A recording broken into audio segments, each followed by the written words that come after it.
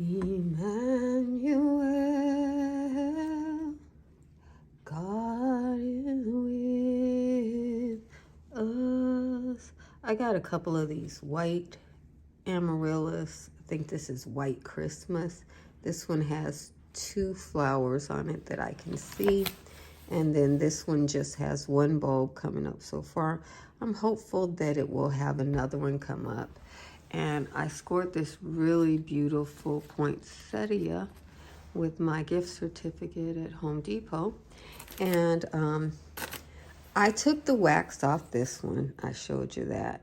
And I'm just going to plop it in here with the poinsettia.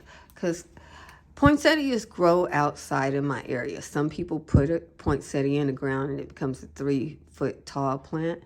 But I just buy new poinsettias every year because I don't want it in the ground. It's not a plant that I like except at Christmas. If somehow this plant will stay in the pot for me, I'm going to put it in my little greenhouse area as decor. If somehow this plant manages to survive in a pot, maybe I'll repot it up. I'd be okay with that until next Christmas. But I'm going to do an arrangement with the Amaryllis that are much easier for me to keep than this is. Yeah.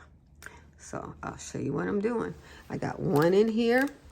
I'm going to take the plastic off this one. It has 3 blooms. It has 2 blooms in it.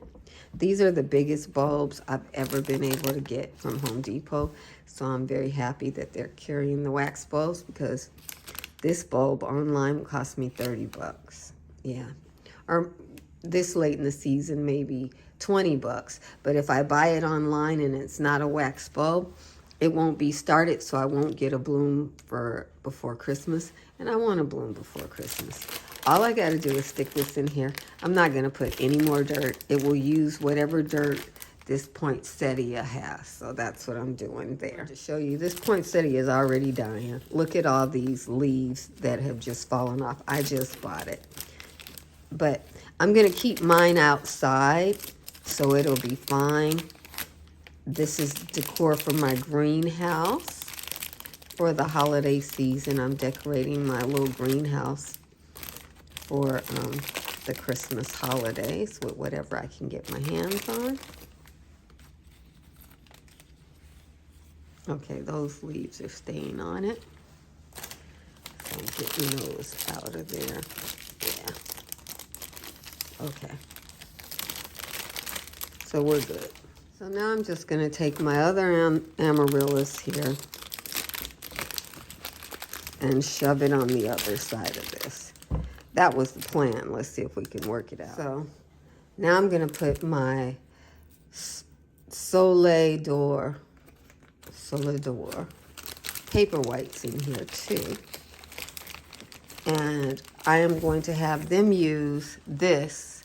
They're going to grow through this. This is going to act as a something to hold them up. So I'm using my poinsettia to hold them up. Sticking another one in here. Anywhere I can get to soil, I need them to be coming through this because that's how they're going to stand up.